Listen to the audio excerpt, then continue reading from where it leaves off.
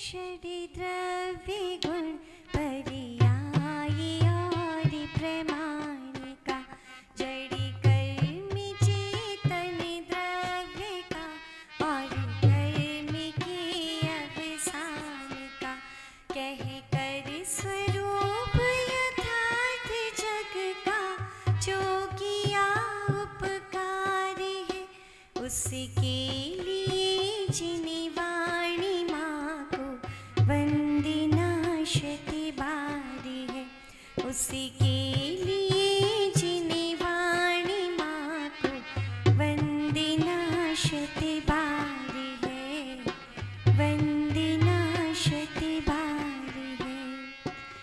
ओम ह्रीं जिन्मुखोद्भव सरस्वती दैव्यै नमः अनर्घपद प्राप्तये अर्घ्यं निर्वपामीति। द्वादशांग में जिनवाणी माता की जल सामन चंदन सी खुशबू अक्षति पुष्प चरूले आए दीप जलाकर धूप सुफल ले अर्घ चढ़ाओ पद में जाए पावन वसुनंदी गुरुवर को करते और से अभिनंदन ऐसे गुरु के चरण कमल में शत शत बार विनम्र नमन शत शत बार विनम्र नमन शत शत बार विनम्र नमन। ओम ह्रूम परम पूज्य भीक्ष्ण ज्ञान उपयोगी आचार्य भगवान गुरुवै श्री वसुनंदी मुनीन्द्र साक्षात फिरोजाबाद में विराजमान तिनके चरण कमलेभ्यो सिद्ध शुद्ध आचार्य भक्ति सहित नमः अनर्घ्यपद प्राप्तये अर्घ्यं निर्वपामीति। परम पूज्य आचार्य गुरुवै श्री वसुनंदी जी मुनिराज की। एक अर्घ्य ले लेंगे, माता जी के श्री चरणों में अर्घ समर्पित करेंगे। उदक चंदन तांदुल पुष्प कई चरसुदीप सुधूप फलार्घ कई धवल मंगल गान रवा कुले जिन ग्रहे माता जी महम्य जे। ओम हरिक श्री 105 वर्ध सुनंदन माता जी एवं ससंग हरिक माता जी के चरण कमलेभ्यो अनर्घ्यपद प्राप्तये अर्घ्यं निर्वपामीति स्वाहा। सभी लोग बदनामी करेंगे माता जी को। बदनामी माता जी, बदनामी बदनामी।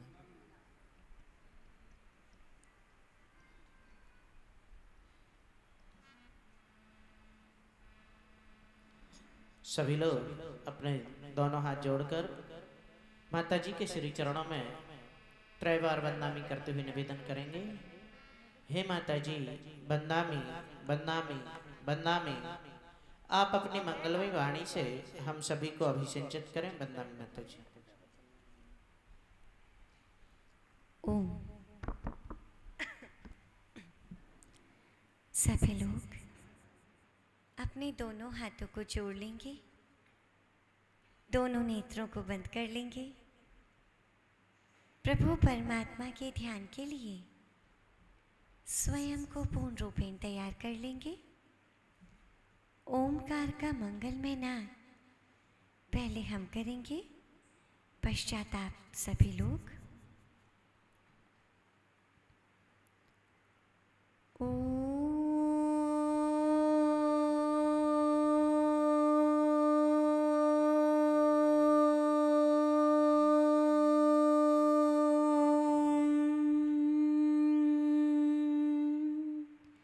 नमः सिद्धिभ्यः।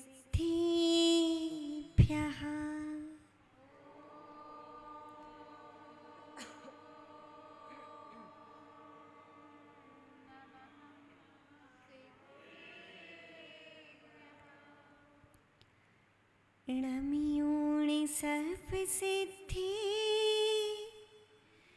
जाणोत्तम कविद दीह संसारी दस दस दो दो वजने दस दो अणुपे हणम वो छे नमो अरिहंताणं नमो सिद्धाणं नमो नमो वच्छायाडं नमो लोई सव्वसाहूडं नमो लोई सव्वसाहूडं। त्रिकालवर्ती त्रैलोक्य पूज्य विश्वाराध्य पंच परमेष्ठी भगवान की, अनंत अनंत सिद्धि परमेष्ठी भगवान की, देवाधिदेव 1008 मूल नायक श्री चंद्रप्रभ भगवान की, देवाधिदेव चिंतामणि श्री पार्श्वनाथ भगवान की, परम पूज्य आचार्य भगवान श्री कुंद कुंद स्वामी की, परम पूज्य अभीक्षण ज्ञानोपयोगी राष्ट्रहितैषी संत आचार्य भगवान गुरुवर श्री वसुनंदी जी मुनिराज की,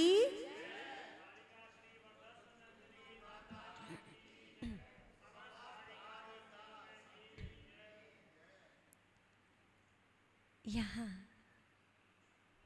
सभा में उपस्थित आप सभी धर्म स्नेही सच श्रद्धालु, जिनेंद्र भगवान की वाणी को आत्मसात करने के इच्छुक, देव शास्त्र गुरु के प्रति समर्पित धर्म स्नेही सच श्रद्धालु पुण्यात्मा महानुभाव,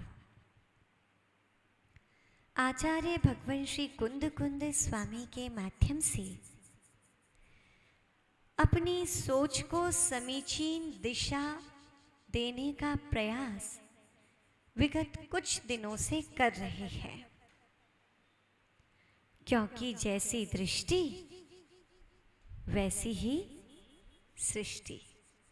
व्यक्ति कितना भी प्रयास कर ले कि वो सामने वाले को बदल दे, और कई बार तो व्यक्ति की पूरी उम्र केवल इस संकल्प के साथ निकलने लगती है कि मैं इसे बदल करके रहूंगा, किंतु कोई लाभ नहीं जब तक सामने वाला स्वयं बदलना ना चाहे, तब तक उस व्यक्ति को कोई भी कभी भी बदल नहीं सकता।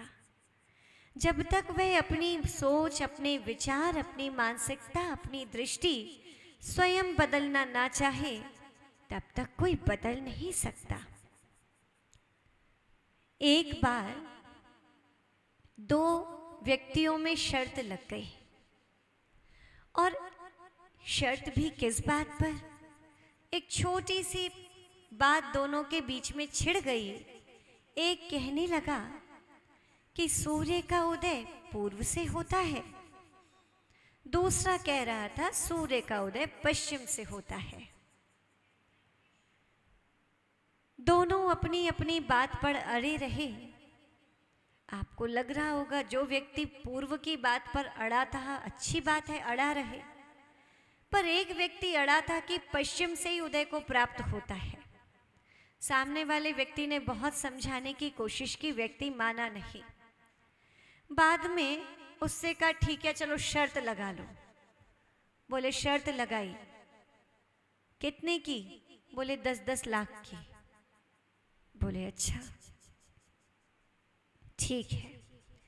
अब वो व्यक्ति जिसने कहा था कि पश्चिम में सूर्य का उदय होता है, घर पहुंचता है और बड़ा ही प्रसन्न और आनंदित होता है। पत्नी पूछती है क्या बात है, आज तो चेहरे पर बड़ा आनंद है, बड़ी खुशी है, कोई विशेष उपलब्धि, कोई विशेष बात? व्यक्ति कहता है, बोले बस विशेष तो पूछो मत, जितना जीवन भर में भी मैं मिलकर के कमा नहीं पाता, उतना मैं आज एक झटके में कमाया। बोले कैसे कमा लिया? बोले दरअसल बात यह है, आज एक पागल व्यक्ति सामने पड़ गया और उस मूर्ख को यह भी नहीं पता कि सूर्य पश्चिम से उदय को प्राप्त होता है। वो मूर्ख तो कहने लगा सूर्य तो पूर्व से उदित होता है, और मैंने शर्त लगा ली 10 लाख की। अब तो एक झटके में 10 लाख मेरे पास आ जाएंगे।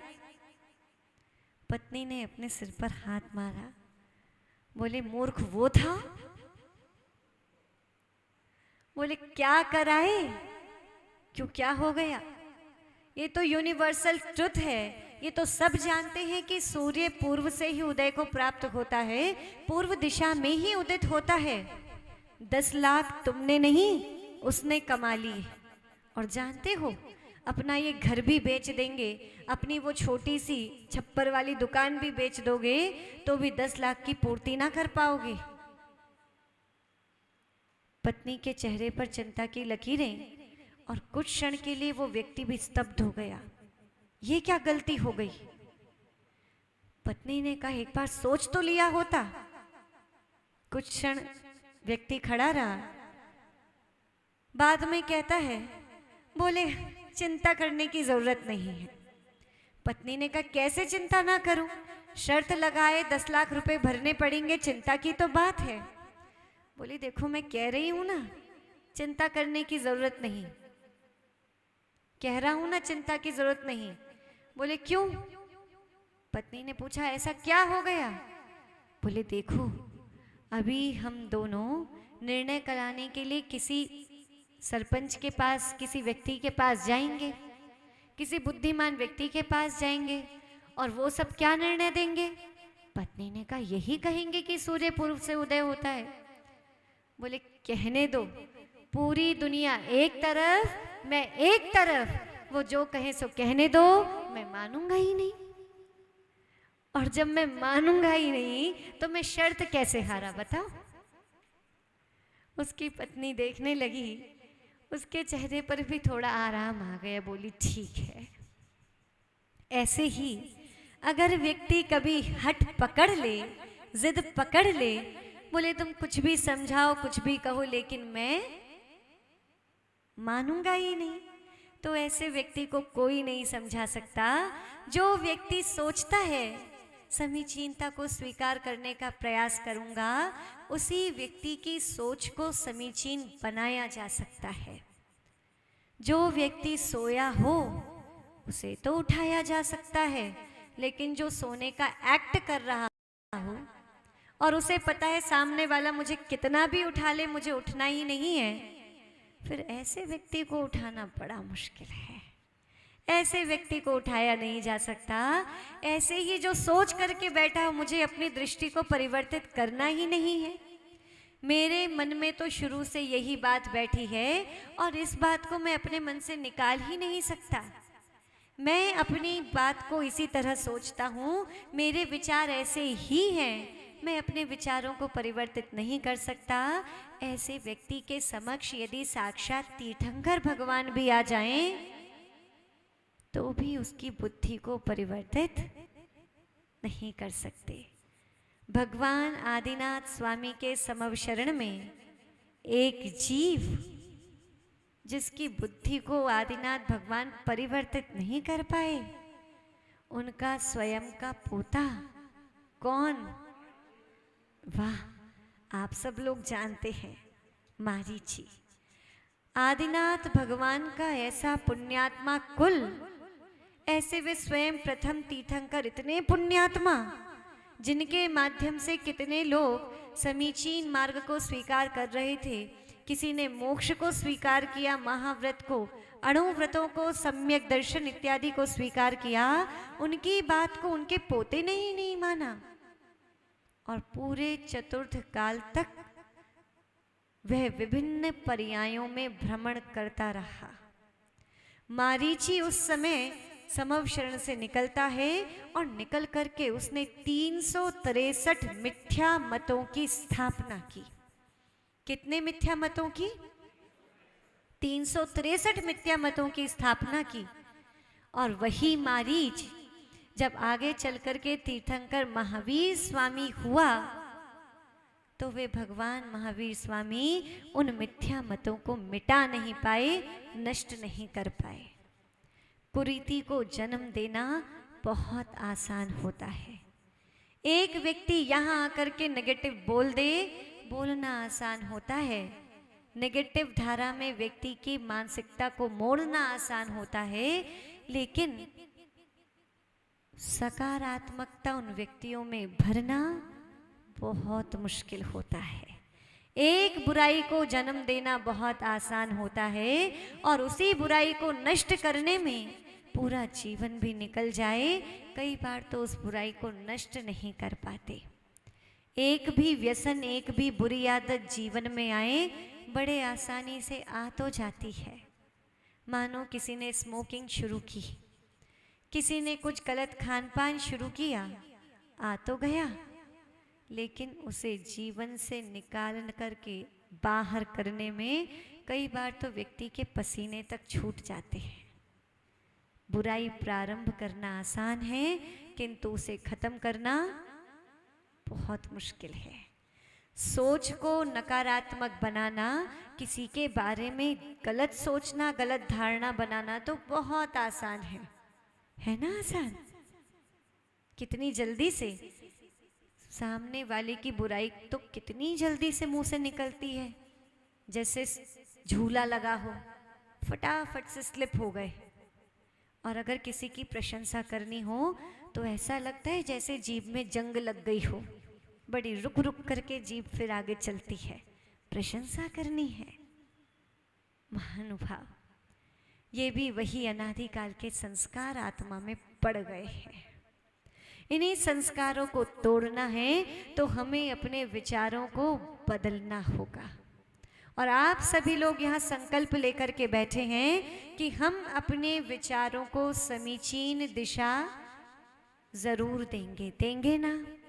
और आप लोग प्रयास भी कर रहे हैं कि जिस बात को आप बहुत घूम फिरा करके कई बार नकारात्मक तरीके से सोचते थे, या कई बार ऐसे विचार जो आपके पाप कर्म के आश्रम में कारण बनते थे, आज उन विचारों को आप नष्ट करने की कोशिश कर रहे हैं या नहीं? प्रयास कर रहे हैं। बस यही प्रयास है, क्योंकि कहते हैं लहरों से डर कर के नौका पार नहीं होती। लहरों से डर कर के नौका पार नहीं होती, कोशिश करने वालों की कभी हार नहीं होती। और जब आप प्रैक्टिस में आ ही गए हैं, आपने प्रयास सचमुच वाला शुरू कर ही दिया है कि हमें अपने विचारों को बदलना है, हमें सुखी और आनंद जीवन जीना है, हमें सामने वाले को ब्लेम नहीं करना। चाहे गलत व्यवहार, चाहे गलत शब्द सामने से आ रहे हैं तो उस समय क्या सोचना है? सामने वाले को ब्लेम नहीं करना, हमें सोचना है ये हमारे ही कर्म का उदय है, सामने वाले की पूरी गलती है नहीं, सामने वाले की वास्तव में कोई गलती नहीं। ये विचारों को बदलने का प्रयास कर रहे हैं। फिर जब कोई दुख और कष्ट आता है तो हम संसारी प्राणियों को आगे पीछे देखते हैं, ये हमारा रक्षक है, कोई समय आया ये हमें बचा लेगा। अब दूसरी बात में हमने देख लिया, कोई शरण देने वाला नहीं है, कोई भी रक्षक नहीं है। चक्रवर्ती का कोई रक्षक नहीं है, सौधर्म इंद्र का कोई रक्षक नहीं है। उन्हें जब कोई नहीं बचा सकता तो फिर सामान्य प्राणियों को कौन बचा सकता है? बचा सकता है क्या कोई? तो देखते हैं आखिरकार बचा कौन सकता है। गाथा नंबर 11, 12 और 13, इन तीनों गाथाओं में एक ही बात है। इन तीनों गाथाओं को यहाँ पर उच्चारण देखेंगे, पुनः आगे बढ़ेंगे। जाई जरा मरण रुजा भयदो, जाई जरा मरण रुजा, जाई जरा मरण रुजा, भयदो रखे दी अपणो अप्पा, भयदो रखे दी अपणो अप्पा, तम्हा आदा शरणम, तम्हादा शरणम, तम्हादा शरणम, बंधोदय सत कम्मवदिरितो बंधोदय सत्त कम्मवदिरितो जाई जरा मरणी रुझा भय दो रखी दी अपनो अप्पा तम्मादा शरणम बंधोदय सत्त कम्मवदिरितो।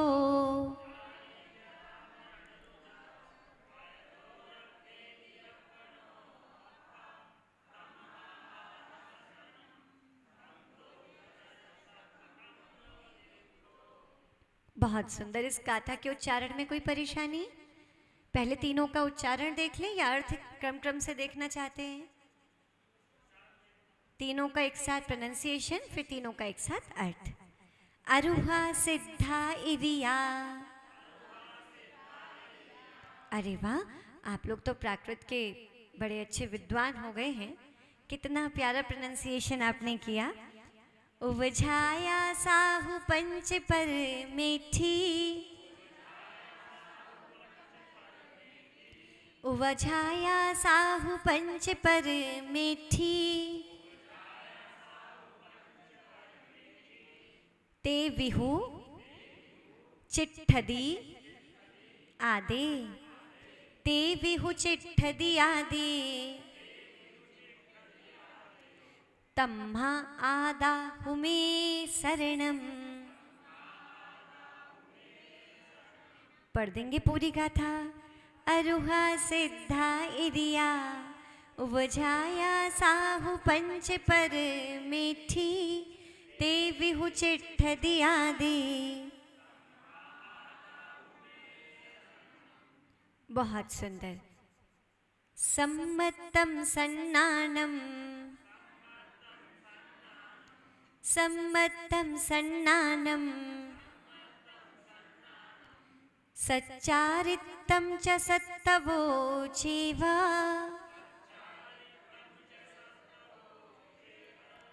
चौरो चिट्ठ दिया दे, तम्हा आदाहु मे शरणम।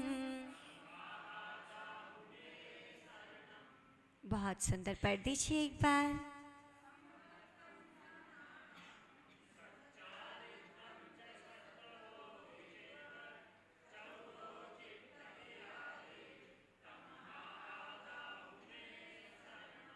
बहुत अच्छा।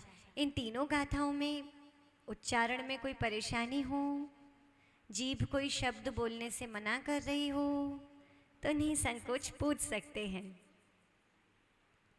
सब ठीक? तो देखते हैं इसका अर्थ। देखिए, संसार का एक कटु सत्य है, संभवतः आपके अनुभव में भी आया हो। और क्या सत्य? कि संसार में जब तक जिससे स्वार्थ सिद्धि हो रही है, तब तक वो हमें अपना लगता है। और यदि आज कोई आपके प्रतिकूल चलना प्रारंभ कर दे, तो वो अपना आपको सबसे बड़ा दुश्मन लगने लगता है। संसार में कोई किसी का नहीं है। जब तक अनुकूल है तब तक हमारा, और प्रतिकूल है तो हम नहीं जानते। यदि कोई कष्ट आ जाए, कोई केस हो जाए, तो कई बार तो नाते रिश्तेदार तक भी संबंध तोड़ लेते हैं। पुलिस आकर के सामने खड़ी हो जाए तो जान करके भी मुख फेर लेते हैं। यदि एक व्यक्ति प्रतिष्ठित हो, धन वैभव से समृद्ध हो, तो जिन्हें आपने कभी जाना भी नहीं होगा, देखा भी नहीं होगा ना, वो भी आपसे 5 पीढ़ी दूर का रिलेशन निकाल लेंगे। और यदि व्यक्ति कहीं कोई प्रतिकूलता में हो, कोई कष्ट में हो, पाप कर्म के उदय से निर्धन हो, उसके पास कुछ ना हो, तो अपने भी, फिर तो 2 सगे भाई भी एक दूसरे को पहचानते नहीं हैं। और सत्यता है, स्वार्थ इस संसार में भरा हुआ है, और वही हम देखते हैं और वही अनुभव में भी आता है। यहाँ पर आचार्य भगवान कह रहे हैं कि आत्मा बंधोदय सत्य कम विदिरितो, बंध, उदय और सत्व कर्म यानी कर्मों के बंध से अलग है, आत्मा कर्मों के सत्व से अलग है और आत्मा कर्मों के उदय से अलग है। आप कहेंगे ऐसा कैसे हो सकता है, हमारी आत्मा में तो बंध भी है, उदय भी है और सत्व भी है। आचार्य भगवान यहाँ पर हु लगा करके कह रहे हैं, निश्चय से बात कर रहे हैं। सिद्ध परमेष्ठी की आत्मा में क्या है, बंध का उदय है, सत्व है, कुछ भी नहीं है तो उदय होगा, कुछ भी नहीं है तो हमारी आत्मा का स्वरूप भी वैसा ही है। और कर्म जाई जरा मरण रुजा यानी जिसके कारण जरा बुढ़ापा, मरण यानी मृत्यु, रुजा यानी रोग, भय दो और भय से रखेदी अपणो अप्पा, आत्मा से ही आत्मा की रक्षा करता है। यानी आत्मा ही जन्म जरा मरण इन रोगों से आत्मा की रक्षा करता है। और जाए जरा मरण रुजा इन सब का कारण कौन है, जन्म जरा मृत्यु का कारण क्या है, तो फिर तो सिद्धों में भी होना चाहिए क्योंकि कारण तो वहां भी है, कर्म कारण है। जन्म जरा मृत्यु रोग इत्यादि में कारण कौन है, कर्म कारण है। तो इन कर्मों से आत्मा ही आत्मा की रक्षा करता है। आप ही आत्मा ही कर्मों का बंध कर सकती है और आत्मा ही कर्मों का क्षय कर सकती है। तो कब क्षय करें, कब से क्षय कर ले,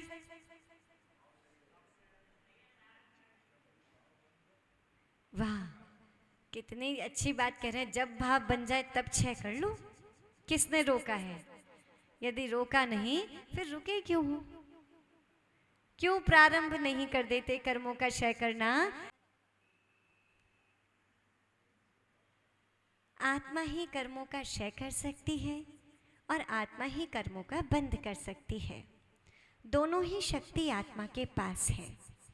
अगर हम आपसे पूछें, एक तलवार जिसके माध्यम से रक्षा भी की जा सकती है और घात भी किया जा सकता है, तो किसी का घात करना उचित है या रक्षा करना उचित है, रक्षा करना। इसी तरह आत्मा में कर्मों का बंध करना उचित है या आत्मा से कर्मों का क्षय करना, क्षय करना। तो उचित कार्य करने चाहिए या अनुचित कार्य। जब उचित अनुचित का भेद हम जानते हैं और इतना भी आप जानते हैं उचित कार्य करना चाहिए, तो फिर कर्मों का बंध अपने माध्यम से क्यों होता है। फिर ध्यान देना चाहिए, अवेयर रहना चाहिए, जिन कार्यों के माध्यम से, जिन एक्टिविटीज़ के माध्यम से आपकी जिस टेंडेंसी की वजह से कर्मों का बंध ज़्यादा से ज़्यादा हो रहा हो, उस टेंडेंसी पर स्टॉप लगा दें, उन कार्यों पर स्टॉप लगा दें। और प्रैक्टिस ऐसी भी हो कि आपका वो स्टॉप एट वंस काम कर जाए। मतलब किसी गलत काम को करते करते ही ध्यान आ जाए कि गलत कर रहे हैं, वरना आप लोग बड़े बुद्धिमान हैं, पूरा गुस्सा कर लिया, अब याद आया है करना नहीं था। ऐसे नहीं, कोई गलत काम अपने माध्यम से हो गया, अब याद आया है।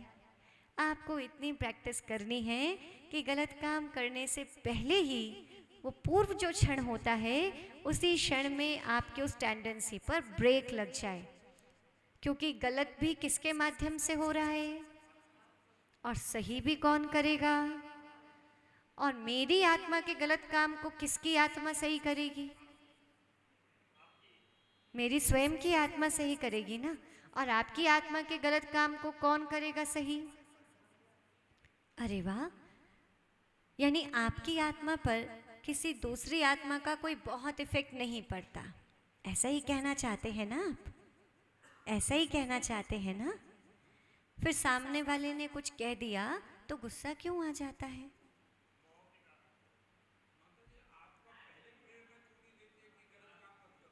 वाह, नरेंद्र भैया कह रहे हैं आत्मा पहले क्यों नहीं कहती कि गलत मत करो। नरेंद्र भैया, गारंटी है आज भी आपकी आत्मा आपको कह रही होगी घर में कुछ नहीं रखा, कह रही है ना। तो आत्मा तो हमेशा कहती है। और पहले भी हमने कहा था आत्मा की एक सही आवाज आत्मा के पास जरूर आती है। यानी किसी भी गलत को करने से पहले आत्मा से एक आवाज जरूर उठ करके आती है, और वही आवाज सही आवाज है। बस हमें सुनना है, और सुन करके अनदेखा नहीं करना है, अनसुना नहीं करना है, कान पर से उतारना नहीं है। आप लोग कहते हैं ना यहां से सुना, ऐसा नहीं करना। आपको सुनना है, समझना है, और आत्मा की कही गई उस बात का चिंतन करना है। अच्छे संतान और अच्छे शिष्य अपनी माता पिता और गुरु की बातों को कभी अनदेखा नहीं करते, उनकी बातों पर गौर करते हैं। और आचार्य भगवान ने तो कहा है आत्मैव गुरुरात्मनः, आत्मा ही आत्मा का गुरु है। तब जब आत्मा की एक अच्छी आवाज आती है, फिर अगर हम उसे अनसुना कर रहे हैं तो हमने अपनी आत्मा रूपी गुरु की आवाज नहीं सुनी ना। हाँ, प्रिंस भैया कह रहे हैं आत्मा की आवाज हम पकड़ नहीं पाते, तो आवाज तो आप किसी की भी पकड़ नहीं पाएंगे। हाथों से और कानों से आवाज पकड़ में आती है, शब्द पकड़ में आते हैं, और अंतरंग की आवाज अनुभव से पकड़ में आती है। और ये बात बिल्कुल ठीक है, आज भी होता होगा और बचपन में भी हुआ होगा।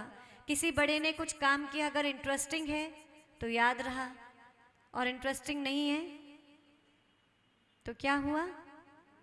आज भी मार्केट में जाते हुए ले आना, अगर लाना है तो याद रहेगा, और नहीं लाना तो घर से पूरी तरह निकलोगे भी नहीं कि भूल गए, क्योंकि ध्यान ही नहीं दिया।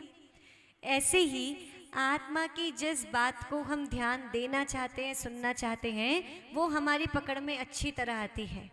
और जिस बात को हम ध्यान नहीं देना चाहते, एक बार आई और बस छोड़ो, वो बात हमारी पकड़ में नहीं आती, ऐसा अनुभव होता है।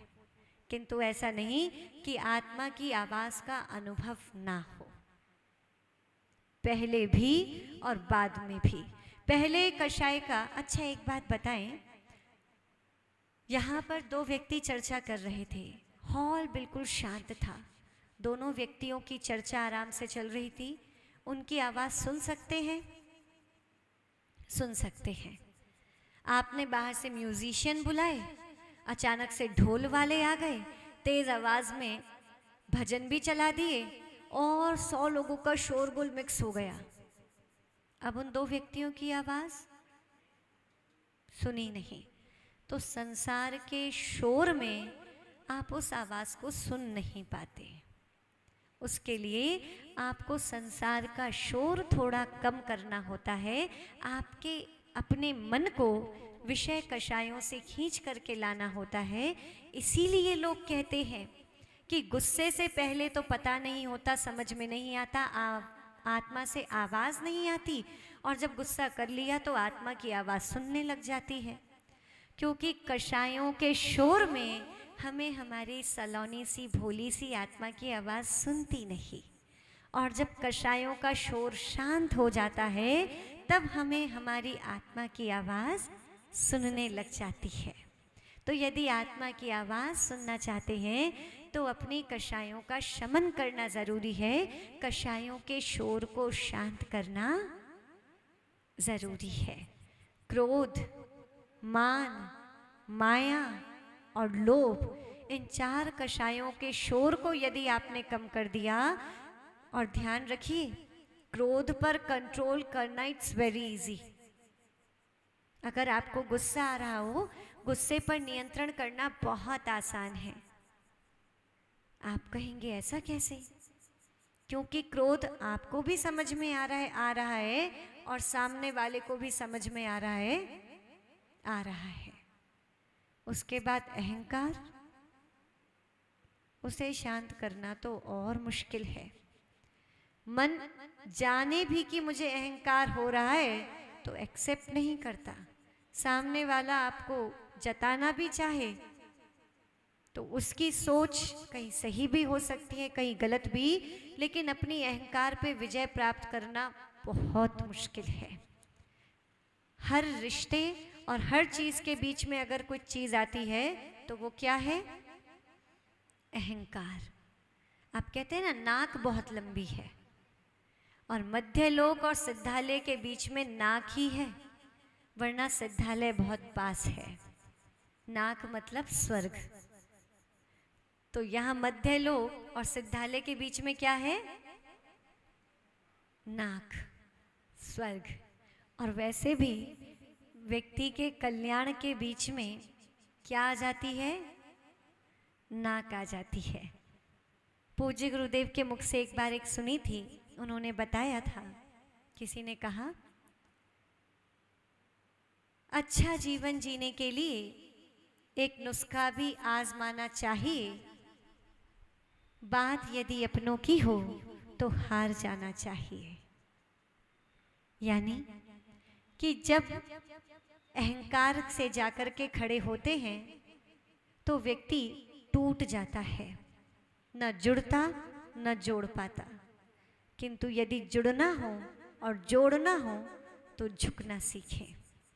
व्यक्ति झुक करके जुड़ भी सकता है और जोड़ भी सकता है, लेकिन अहंकार का ठूंठ बनकर यदि खड़ा हो जाए तो टूट सकता है, तोड़ सकता है, ना जुड़ सकता है ना जोड़ सकता है।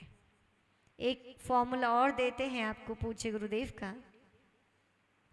जब भी कोई स्थिति परिस्थिति सामने ऐसी हो कि आप बड़ी विडंबना में फंस जाएं, मन को कैसे शांत करें समझ में नहीं आए और विवाद को समाप्त करना चाहते हो, तो एक छोटी सी बात, मौन लो या मान लो। यदि सामने वाले से विवाद की स्थिति पैदा हो तो दो में से कोई भी एक काम अपना लेना। कौन सा? मौन लो या मान लो, और करके देखना, दोनों ही स्थिति में विवाद समाप्त हो जाएगा।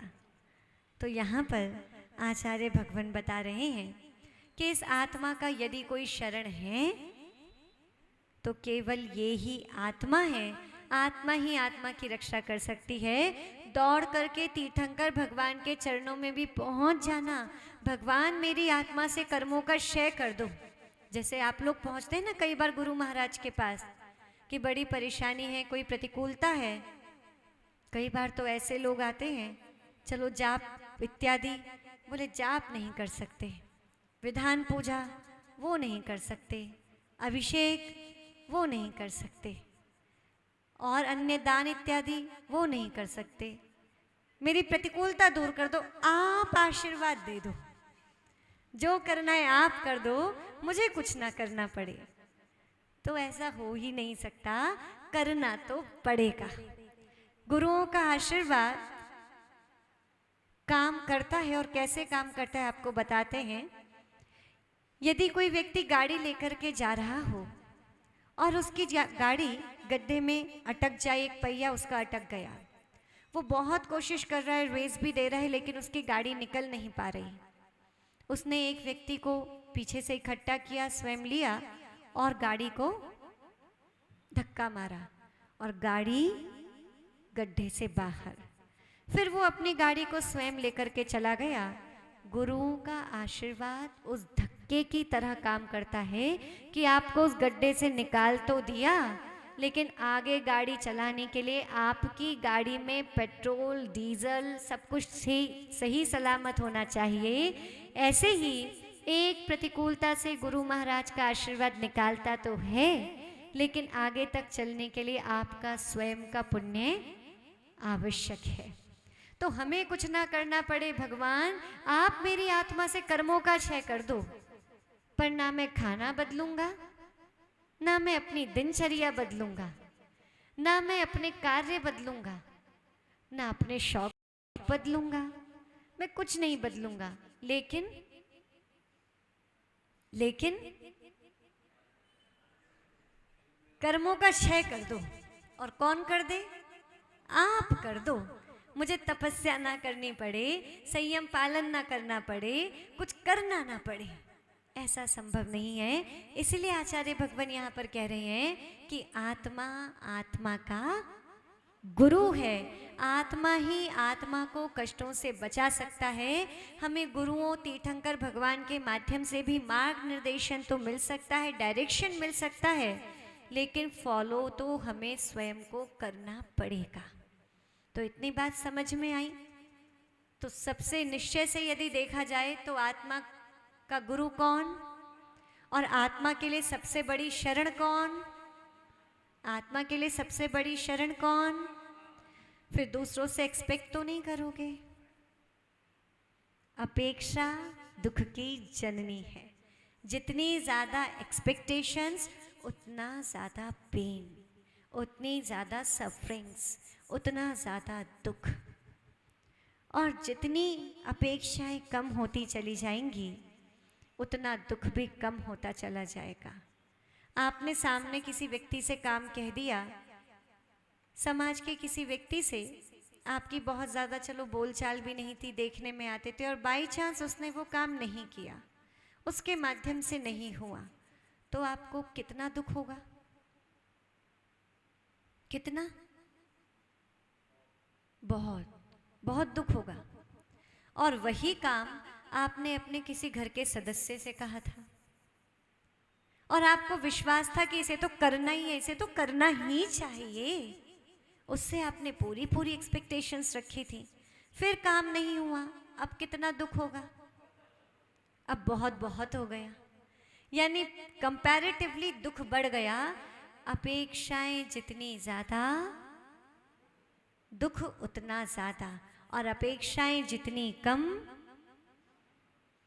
एक सास भी यदि विवाह से पहले अपनी बहू से बहुत ज़्यादा एक्सपेक्टेशन कर ले और फिर बहू जैसा वो सोच रही थी वैसी ना आए या उस प्रकार का आचरण ना हो, तो सासू माँ की जिंदगी तो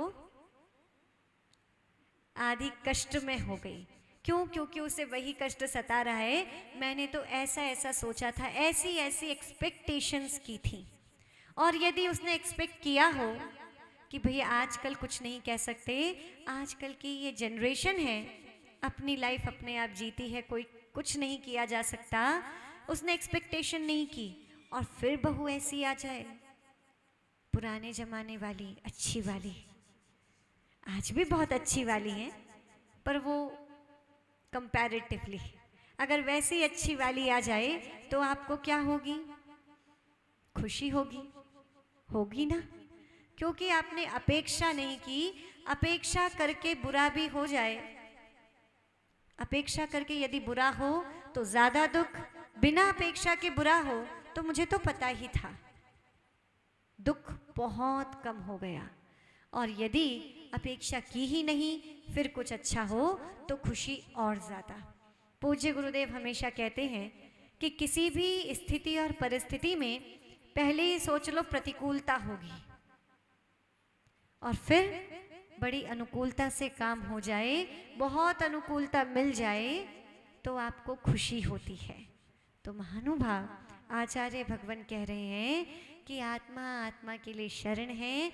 आत्मा ही आत्मा से एक्सपेक्ट कर सकती है, और किसी से एक्सपेक्टेशन रखना बेकार है। आपकी अपेक्षाओं की पूर्ति केवल और केवल आपकी आत्मा के माध्यम से हो सकती है, और किसी से यदि अपेक्षा करेंगे तो फिर अपने आप को पेन की तरफ लेकर के चले जाएंगे। तो दुख की तरफ तो नहीं जाना, जाना है। एक तरफ अच्छा सा फूलों का सा मार्ग है, एक तरफ कांटे कांटे बिछे हैं, कौन सी जगह चलना चाहोगे? है ना? तो एक्सपेक्टेशन मीन्स कांटों वाला मार्ग, और एक्सपेक्टेशन नहीं करना मीन्स फूलों वाला मार्ग। तो किस पे चलोगे? यानी एक्सपेक्टेशन कम से कम।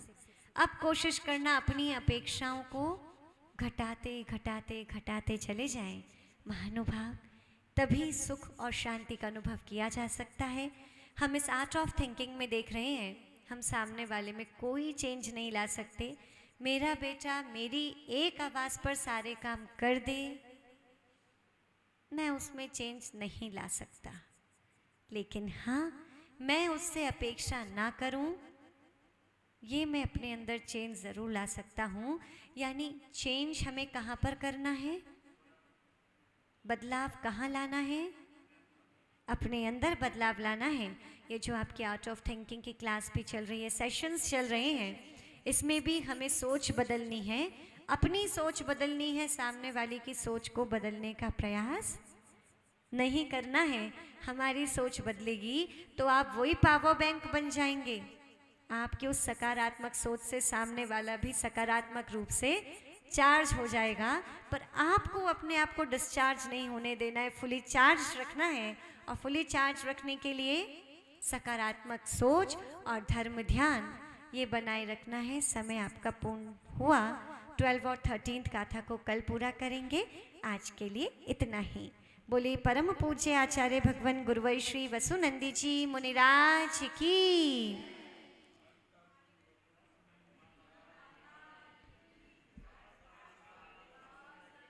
यदि किसी को कोई शंका पूछनी हो, कोई क्वेरी हो, तो निसंकोच पूछ सकते हैं।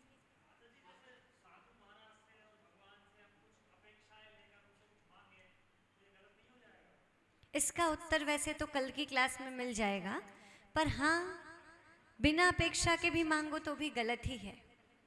क्योंकि पुण्य जब कर रहे हैं तो पुण्य का फल तो मिलेगा ही ना।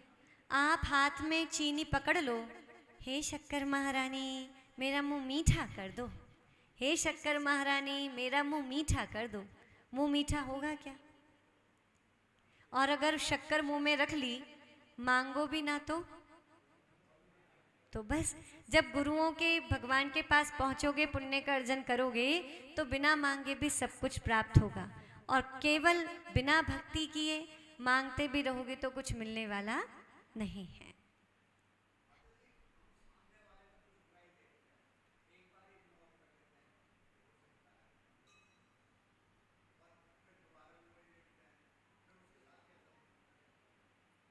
देखिए, यदि हमें सामने वाले में कोई बुराई नजर आ रही है, यदि आप उन्हें समझा सकते हैं, सिखा सकते हैं, तो ज़रूर समझाइए, ज़रूर सिखाइए उसके हित के लिए। और आपका तरीका कुछ ऐसा हो कि सामने वाले को बुरा भी ना लगे।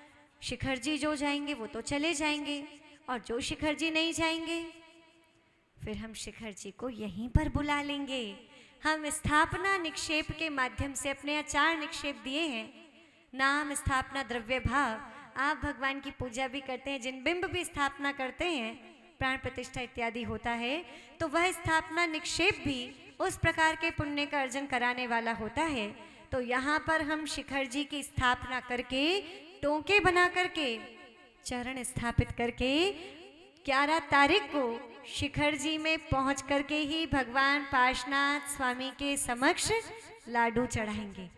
और 11 तारीख, 12 तारीख को भी विधान है, 13 तारीख को भी, 14 को भी और 15 को भी, क्योंकि 15 अगस्त को, एक तो 15 अगस्त है मतलब स्वतंत्रता दिवस, इंडिपेंडेंस डे है, और दूसरा श्रावण सुदी दशमी, जो आप सभी तिजारा वासियों के लिए ही नहीं, पूरे विश्व भर की जैन समाज के लिए, और केवल जैन समाज के लिए नहीं, जैनेतर समाज के लिए भी बहुत गौरव की बात है। क्योंकि श्रावण सुदी दशमी के दिन ही वो अतिशय इस भूमि पर प्रकट हुआ था, जिसकी प्रसिद्धि आज देश के कोने कोने तक है। वो श्रावण सुदी दशमी का दिन, जिसको ना तो आप भुला सकते, ना भुलाना चाहते, बल्कि हर साल स्मृति स्वरूप एक वार्षिक उत्सव आप करते हैं। तो 15 तारीख को वो वार्षिक उत्सव भी यहाँ पर होगा। कुछ भैया लोग बता रहे थे कि 15 तारीख को 11:55 पर अभिषेक होता है। बाहर की भीड़ तो बहुत होती है, लेकिन स्थानीय लोग भगवान को प्रति कृतज्ञता ज्ञापित करने कुछ कम आ पाते हैं।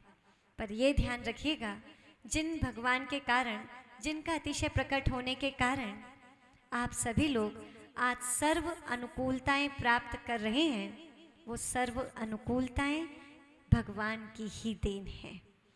तो उस समय आपकी तो पूरी बाहर अपनी ही मार्केट है ना, आप सब जैन मार्केट है, आधा घंटा 1 घंटे के लिए भैया सब लोग यूनिटी से कर लें, यानी 11 साढ़े 11 से लेकर के 12-15 तक इतना तो कर सकते हैं, या और भी ठीक लें तो 11:45 से 12:15 तक अपनी दुकानों को सब एक साथ, अपने प्रतिष्ठानों को आधा घंटे के लिए केवल बंद कर लें। केवल आधा घंटे के लिए सब लोग यदि मंदिर जी में आकर के उपस्थित हो जाएं तो वास्तव में उसका नज़ारा बिल्कुल अलग होगा। तो सब लोग सहमत हैं? सहमत? 15 तारीख की छुट्टी है, पर तिजारा वाले की छुट्टी कहाँ होती है? मार्केट में तो ज़्यादा भीड़ होती है, हम जानते भी हैं, होनी भी चाहिए, अच्छी बात है, लेकिन उस आधा घंटे के लिए सभी लोगों को 11:55 पर, संजय भैया क्या कह रहे हैं?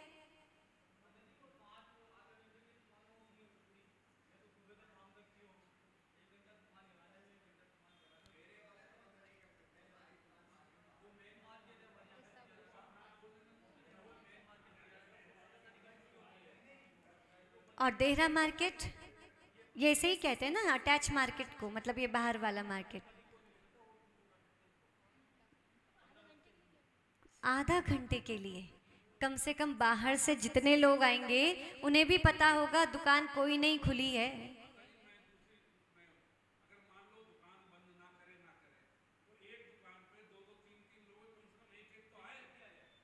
हाँ, ऐसा भी कर सकते हैं कि यदि आप अपने प्रतिष्ठानों को बंद नहीं कर सकते तो वैसे तो उस समय के लिए यदि ऐसी कुछ व्यवस्था हो जाए कि हम बंदी कर पाएँ तो बहुत अच्छा है।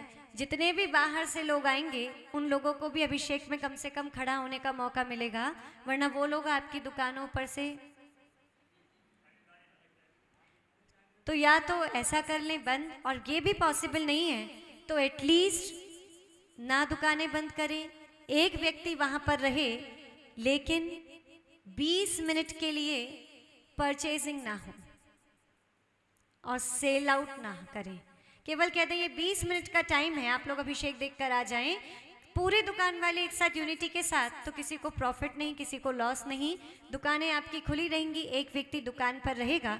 सबसे आप कह दे भैया अंदर 11:55 पर हमारे भगवान निकले थे और हम चाहते हैं कि आप सभी लोग भगवान का 11:55 वाला अभिषेक तो देख करके आए।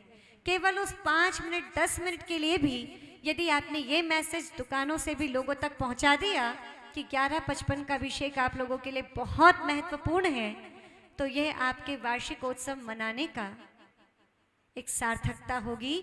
आप लोग सही मायने में भगवान के प्रति कृतज्ञता अर्पित कर पाएंगे। तो एक बार सब बाहर की मार्केट वाले एक मीटिंग कर लें कि हम उस 10 मिनट 15 मिनट में ऐसा क्या कर सकते हैं कि एक एक व्यक्ति शॉप पर खड़ा हो जाए और बाकी सब लोग अभिषेक देखने एटलीस्ट उस 10 मिनट के लिए मंदिर में आ जाए। ठीक 11:55 पर ही होता है ना, 10 मिनट पहले 10 मिनट बाद, ठीक 11:55 शुरू हो जाता है, ठीक 11:55 से। तो ठीक है, ठीक 11:55, उससे पहले भी आपको करने की ज़रूरत नहीं, ठीक 11:55 से 5 मिनट पहले भी और 5 मिनट बाद तक भी यदि आपने 10 मिनट का स्पेस भी ले लिया, ये तो मुश्किल नहीं है नरेंद्र भैया, अब तो मुश्किल नहीं है। संजय भैया 10 मिनट का तो हो सकता है ना? नहीं, हम चाहते हैं राहुल भी यहीं हो, ठीक है? मतलब ये है उस 10 मिनट के लिए सब लोग कैसे भी एडजस्ट करेंगे।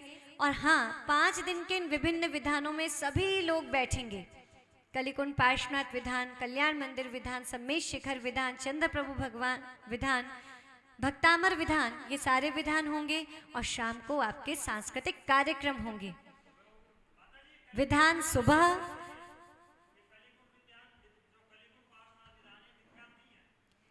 जब आप करेंगे तब बताइएगा।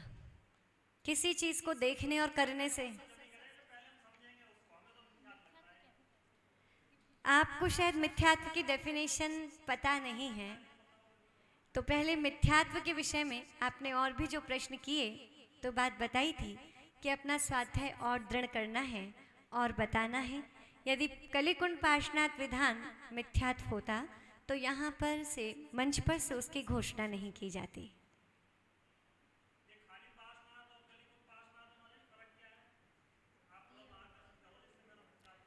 वही फर्क है प्रिंस जैन, सदगृहस्थ प्रिंस जैन। श्रावक रत्न प्रिंस जैन।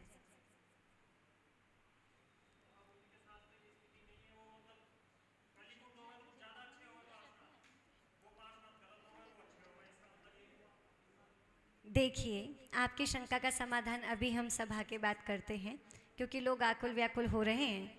किंतु फिर भी आपका प्रश्न सबके सामने आया है, तो एक बात, यदि आप लोग को आकुलता व्याकुलता ना हो तो कहना चाहते हैं, नाम जुड़ने से आप लोग भी जानते हैं कि कहीं गुणों में अंतर आने वाला नहीं है, और जब गुणों में अंतर नहीं आ रहा तो मिथ्यात्व कैसे हो सकता है?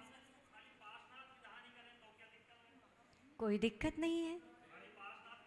लेकिन अगर कलिकुंड पार्श्वनाथ भी कर लिया फिर क्या दिक्कत है?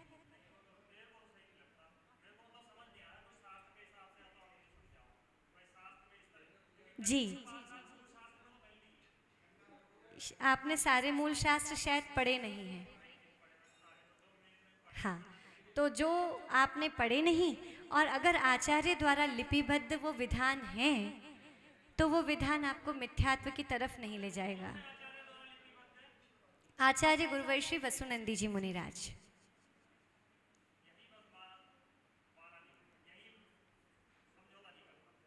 कोई बात नहीं, आज हमने एक उदाहरण दिया था कि जब तक हम अपनी सोच को स्वयं बदलना ना चाहें तब तक तीर्थंकर भगवान भी हमारी सोच को बदल नहीं सकते।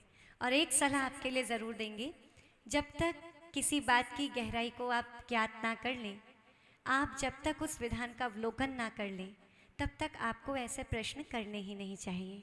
पहले आप बात की गहराई को समझें, यथार्थता को समझें, उसके बाद यदि क्वेश्चन पुटअप करें तो ये आपकी भी विवेक और सूझबूझ का प्रतीक रहेगा। चलिए चिन्वाणी स्तुति। महुरं विसेदं पिय गंभीरं हृदयरममिदं सिरिजिनेवाणिं अणिगन्तिमयं सियावायिमयं निरुवमम समम् जिणे सवंगादो णे सरिदं भविचेते हरम बारसे अंगीहिं संजोतं लोये पूज्यं कंठादिवचोकारणिरहितं तये रोये हरम् जगमंगलं जगकल्याणिं परिमामि सया परिमामि सया परिमामि सया सिरि जिनिवाणिं। नौ बड़ा मुकार मंत्र।